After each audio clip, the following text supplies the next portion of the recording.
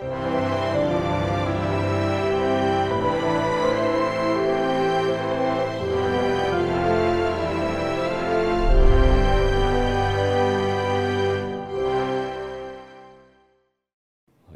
역사도 이 조선 역사보다도 더 복잡한 것이 남북 왕조로 나뉘어서 또 이름도 다 비슷해요. 여호사밧, 여호시야, 여호야다, 여호람, 이름도 다 비슷해요. 그래서 이 이스라엘 역사를 한눈에 쫙 꿰기가 여간 어려운 게 아닌데요.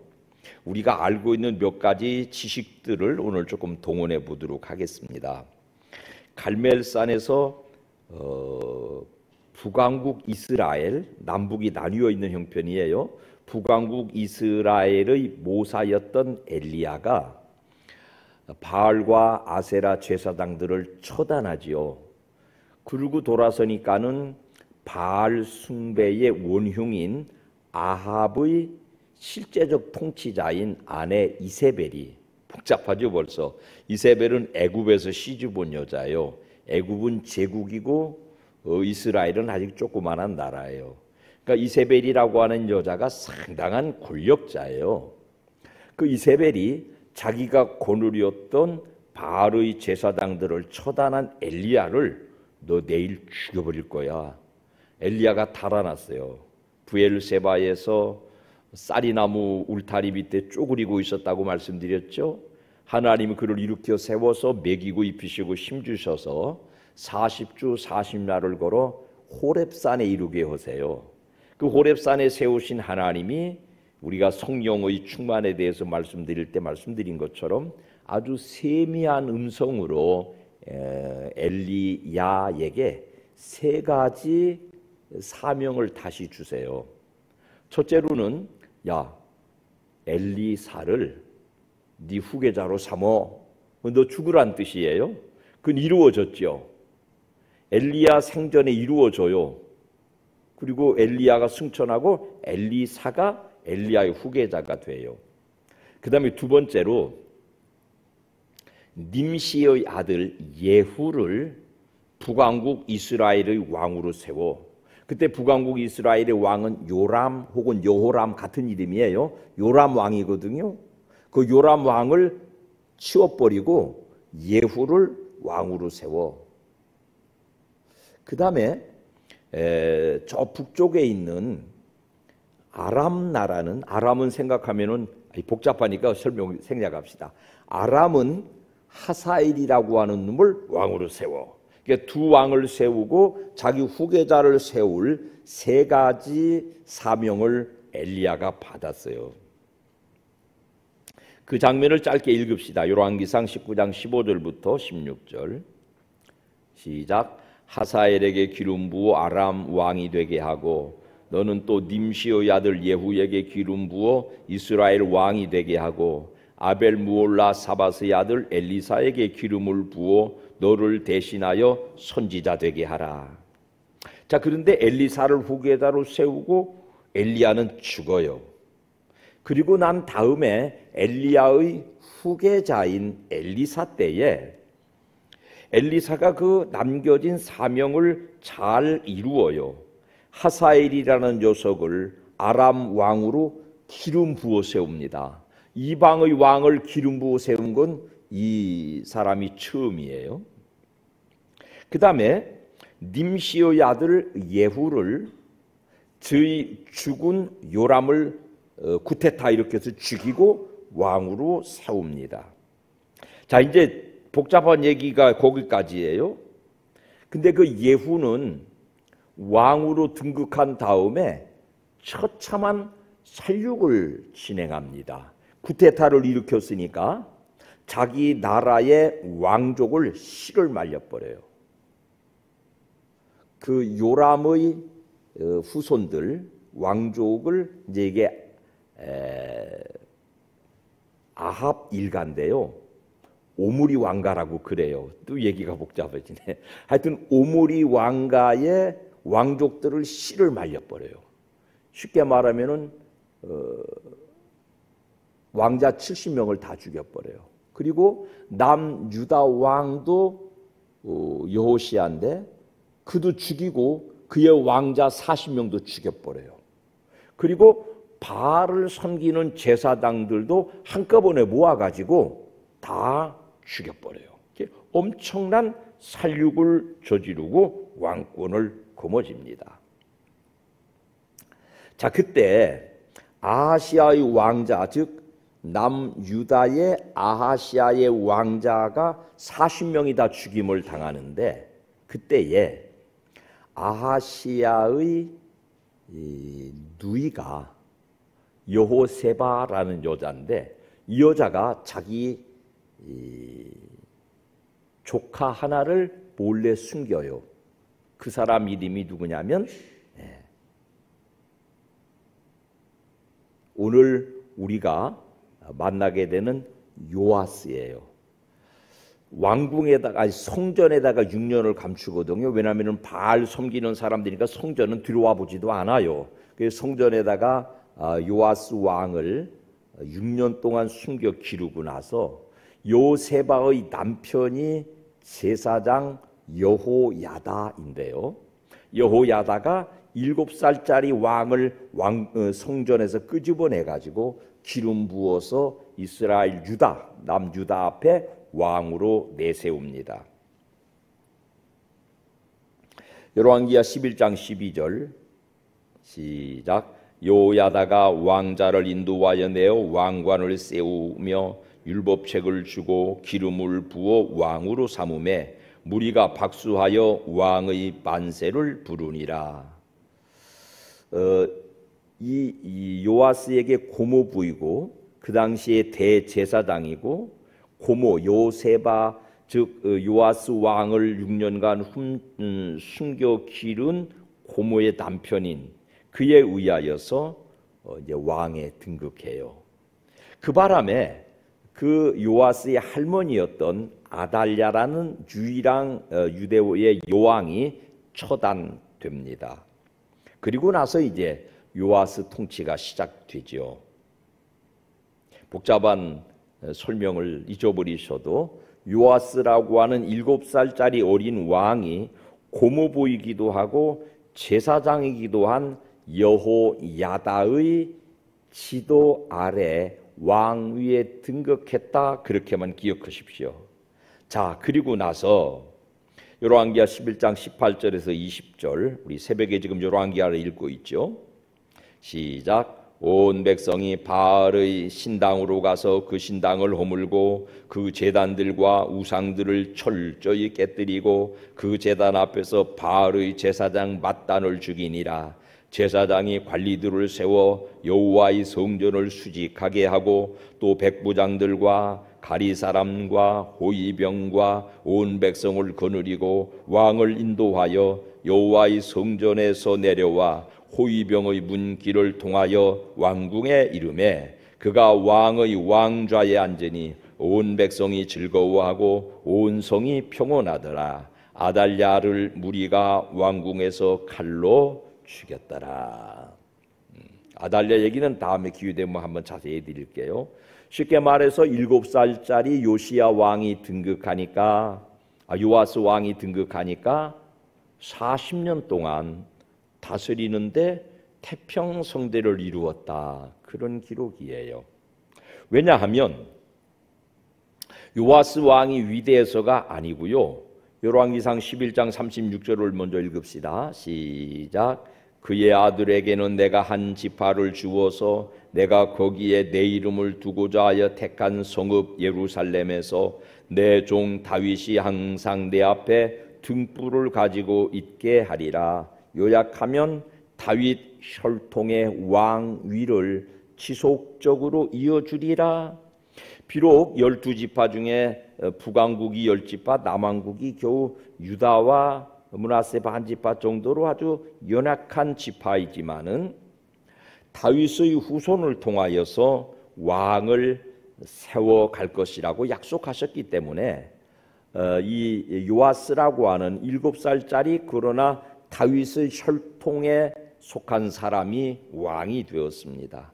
그가 잘나서가 아니고 다윗과 세운 언약을 지키시기 위한 하나님의 프로젝트, 이렇게 이해하면 돼요. 두 번째, 다시 12절을 읽어봅시다. 시작. 여호야다가 왕자를 인도하여 내어 왕관을 씌우며 율법책을 주고 기름을 부어 왕으로 삼음에 무리가 박수하며 왕의 만세를 부르니라.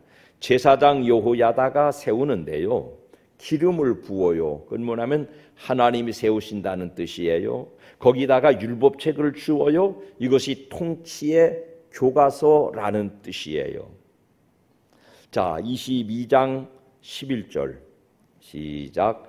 요세바는 요람 왕의 딸이요 여호야다 제사장의 아내이다.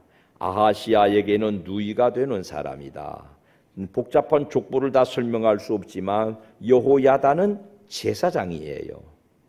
제사장이 기름 부었고 제사장이 율법책을 주어서 7살짜리를 왕으로 옹립했으니까 이 왕은 하나님의 뜻대로 왕 위에 오른 사람이고 하나님의 뜻인 율법책을 통치의 근간으로 삼아서 나라를 이끌어갈 바른 왕으로 세워졌습니다.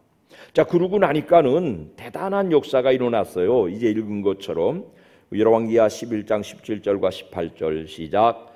여호야다가 왕과 백성에게 여호와와 언약을 맺어 여호와의 백성이 되게 하고 왕과 백성 사이에도 언약을 세우게 하며 온 백성이 바알의 신당으로 가서 그 신당을 허물고 그 제단들과 우상들을 철저히 깨뜨리고 그 제단 앞에서 바알의 제사장 맏단을 죽이니라. 어린 왕 요아스 시대는 제사장이 통치를 주도하여 하나님의 나라를 이루고 있는 단면을 보여주어요. 자, 다시 설명하지만 요아스는 겨우 7살에 부모는 다 살해됐고 할머니에 의하여서 다 죽었고 고모부 손에 왕으로 등극합니다. 그런데 이 여호야다라고 하는 제사장 또 요아스의 고모부는요, 오늘 우리가 읽은 본문 3절 읽어봅시다. 시작. 여호야다가 그를 두 아내에게 장가들게 하였더니 자녀를 낳았더라. 어린 조카를 장가들여서 가정을 이루게까지 했으니 이걸 일컬어서 아버지 같은 역할, 우리가 그렇게 이름을 부여할 수 있지 않겠어요? 자, 24장 12절과 13절 시작. 왕과 여호야다가 그 돈을 여호와의 전 감독자에게 주어 석수와 목수를 고용하여 여호와의 전을 보수하며 또 철곤과 노쇠공을 고용하여 여호와의 전을 수리하게 하였더니 기술자들이 맡아서 수리하는 공사가 점점 진척되므로 하나님의 전을 이전 모양대로 견고하게 하니라. 무너졌고 회파됐고 사람들이 드나들지 않았던 성전을, 물론 바로 한 건 아니에요. 23년 지난 다음에 하긴 해요만은 완전히 수리하고 예배를 드릴 수 있는 공간으로 선한 역할을 하고 있습니다. 14절 말씀 시작. 여호야다가 세상에 사는 모든 날에 여호와의 전에 항상 번제를 드렸더라. 아버지 같은 대제사장과 그를 잘 따르는, 그의 가르침을 잘 받는 어린 왕이 영적으로 각성된 나라를 이루었어요. 자, 그런데 오늘 아침에 나는 우리 이제 아버지 학렬의 마지막 남으신 고모님이 돌아가셨다는 부고를 받았는데요, 세월은 장사 없거든요. 15절 말씀 읽어봅시다. 시작. 여호야다가 나이 많고 늙어서 죽으니 죽을 때에 130세라. 130살 살고 제사장, 고모부, 아버지 같은 여호야다가 죽어요. 130살에 죽었지만은 그의 제사장으로서의 기능은 아마 그보다 일찍 소멸됐을 거예요. 젊고 혈기방장한 사람은 늙고 노쇠해 가는 사람들 말에 영향을 받지 않으니까요. 그러면 어떻게 됐어요? 여호야다가 없어진, 여호야다가 늙어버린, 여호야다 아버지 같은 제사장 고모부가 죽었거나 늙어서 그 자리가 공백처럼 됐을 때의 요아스는요, 역대하 24장 17절부터 18절 시작. 여호야다가 죽은 후에 유다 방백들이 와서 왕에게 절하매 왕이 그들의 말을 듣고 그의 조상들의 하나님 여호와의 전을 버리고 아세라 목상과 우상을 섬겼으므로 그 죄로 말미암아 진노가 유다와 예루살렘에 임하니라. 여호야다 제사장이 죽었을 때, 어쩌면 죽기 전에 그 기능이 많이 노쇠해졌을 때 요아스 왕은 그 귀를 하나님께 들리지 않고 하나님을 향해 열지 않고 세상 사람들에게 귀를 주었어요. 백성들의 의견에, 여론에 귀를 주었어요. 세상의 정보와 세상의 문화와 세상의 여러 여론에 귀를 기울였습니다. 그 결과가 뭐예요? 여호와의 전을 버리고 아세라 목상, 우상을 섬깁니다. 그 죄로 하나님의 진노가 임합니다. 여러분, 세상의 말에 귀를 기울이기 시작하면 하나님의 말씀이 끊기고 세상의 환경과 여건과 정황과 문화적인 여론의 귀를 열기 시작하면 급전직하 사람의 마음에 변경이 일어나는 법이거든요. 역대하 24장 19절을 읽어봅시다. 시작. 그러나 여호와께서 그들에게 선지자를 보내사 다시 여호와에게로 돌아오게 하려 하심에 선지자들이 그들에게 경고하였으나 듣지 아니하니라. 여러분, 우리 가정에서도 마찬가지, 교회에서도 마찬가지, 하나님의 말씀에 귀를 닫고 세상의 가치관에 귀를 연 사람들은 선지자들이 아무리 돌아오라고 외쳐도 듣지 않습니다. 한 발짝 더 나가 봅시다. 하나님의 영이 자기 아버지와 같았던 고모부 대제사장 여호야다의 아들이 스가랴라는 선지자인데요. 스가랴 선지자, 그 선지자는 아니에요. 이름이 같아요. 스가랴라는 선지자에게 임하였어요. 이건 말하자면 이제 고종 형이죠. 그런데 스가랴가 그 백성과 그 왕에게 가요. 20절에서 21절 시작. 너희가 어찌하여 여호와의 명령을 거역하여 스스로 형통하지 못하게 하느냐 하셨나니 너희가 여호와를 버렸으므로 여호와께서 너희를 버리셨느니라 하나 무리가 함께 꾀하고 왕의 명령을 따라 그를 여호와의 전 뜰 안에서 돌로 쳐 죽였더라. 자기의 형이에요. 사촌 형이에요. 개국공신 같은 여호야다의 아들이에요. 정말 올바른 하나님의 길을 가르쳐주는 스가랴 선지자를 쳐 죽이고 말았어요. 요아스가 다스리는 유다 나라는 결국 어떻게 돼요? 24장 24절 시작. 아람 군대가 적은 무리로 왔으나 여호와께서 심히 큰 군대를 그들의 손에 넘기셨으니 이는 유다 사람들이 그들의 조상들의 하나님 여호와를 버렸습니다. 이와 같이 아람 사람들이 요아스를 정벌하였더라. 요아스는 세상의 물정에 능통했고 세상 사람들이 여론을 따랐고 국방 정책을 따랐고 그래서 신명기 17장에서 왕에게 금지된 여러 가지 일들을 해서 국방을 튼튼하게 했을 거예요. 나라를 바르게 세속적인 질서를 세워서 잘 통치했을 거예요. 그런데 적은 무리의 아람 군대가 쳐들어왔는데 거기다가 성전의 보화를 다 내주고 거기에 완전히 정복당하고 말았습니다. 그 전쟁에서 요아스도 부상당하고 그 부하들에 의하여서 쿠데타를 당하고 살해되고 맙니다. 7살짜리 왕이 아버지 같은 고모부 제사장의 지휘와 감독과 가르침을 따를 때에는 본인에게도 복이 됐고 나라 민족도 흥황했지만은 그 고모부 아버지 그 제사장 하나님의 말씀의 통로가 끊기니까 세상의 달콤한 말을 들을 기회로 귀를 돌려버렸단 말이죠. 그러니까 나라도 망하고 자신도 망하고 말았습니다. 지금 문화는 서두에 말씀드린 것처럼 누가 누구를 가르치거나 강제할 수 없는 시대예요. 부모님들도 자녀들을 강제하려 하지 않습니다. 왜냐하면 스트레스 받으니까요. 왜 예배 안 드리냐? 왜 교회 안 나가냐? 싸워요. 그러면. 그러니까 부모들이 스스로 그 부모의 역할을, 그 제사장의 역할을 버거워해요. 사랑하는 여러분, 자녀들을 정말 사랑하시면 목숨을 걸고 그 스트레스를 받으셔야 돼요. 네가 이 길에 서지 않으면 네 앞길이 요아스처럼 망한다.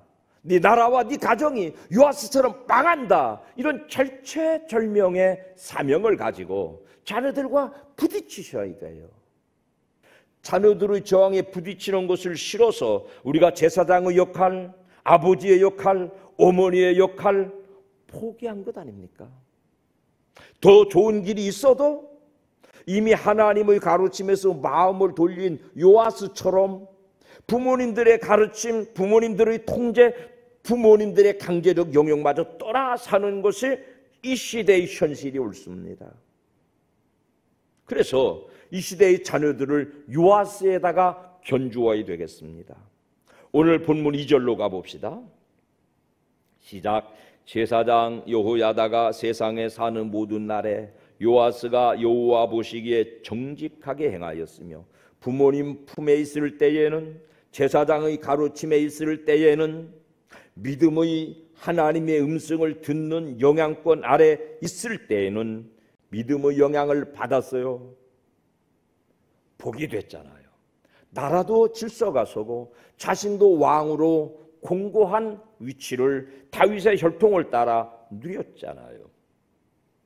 그나마 최소한의 강제가 이루어질 수 있는 것이 가정이에요. 왜냐하면 적어도 가정에는 사랑이 있으니까요. 부모와 자식 간에 끊어지지 않는, 포기되지 않는, 서로 스트레스를 받고 서로 충돌이 일어나도 끊어질 수 없는 부모와 자식의 사랑의 관계가 있으니까요. 여러분, 그 사랑의 관계를 통하여서 자녀들을 통제하시고 강제하셔야 됩니다. 그 기회마다 놓치고 마니까 여호야다가 죽은 이후에 세상 사람들의 말을 듣고 세상의 문화에 합류해서 하나님을 떠나고 하나님의 사람을 잡아 죽이는 것 같은 극악무도한 죄에 빠지지 않느냐 이 말이죠. 이 시대 우리의 자녀들에게 부모님이 살아있는지를 점검하시기 바랍니다. 사랑하는 여러분, 공부가 인생에 끼치는 영향이 10이라면 신앙이 인생에 끼치는 영향이 90이란 거 우리가 나이 먹어보니까 결정나지 않습니까? 조금 더 나은 대학을 가고 조금 더 좋은 성적을 거두는 것이 인생의 궁극적 가치에 미치는 영향은 10% 정도 될 거예요. 공부를 잘하면 보다 나은 미래가 만들어지는 건 맞아요. 그러나 정말 하나님을 믿고 정말 하나님의 보호를 받고 정말 하나님이 주시는 인도를 받고 복을 받으면 그보다 훨씬 나은 인생의 가치가 실현되는 줄로 부모님들이 먼저 믿으시기를 주님 이름으로 축원합니다. 부모님들이 스스로 앞장서서 자녀들의 신앙을 빼앗아버리지 마시기를 바랍니다. 공부보다 신앙이 100배 중요하다는 사실을, 바쁜 것보다 하나님을 예배하는 것의 1000배 가치를 부모님들이 요아스를 가르친 여호야다처럼 강제하셔서 통제하셔서 스트러글을 겪으면서 싸움을 겪으면서까지라도 가정 안에서 복음이 전달되어야 합니다. 부모님이 자녀들의 저항을 극복하십시오. 신앙의 길로 인도하십시오. 그것이 자녀들을 평생의 유익의 보장이 옳습니다. 그렇다고 마구 몰아붙이지는 마시고요. 수련회 앞에 있으니까 너 어렵고 힘든 거 안다. 이번 수련회 다녀오면 내가 너에게 이런 상을 주마, 저런 보상을 하마. 너 안 가면 안 돼?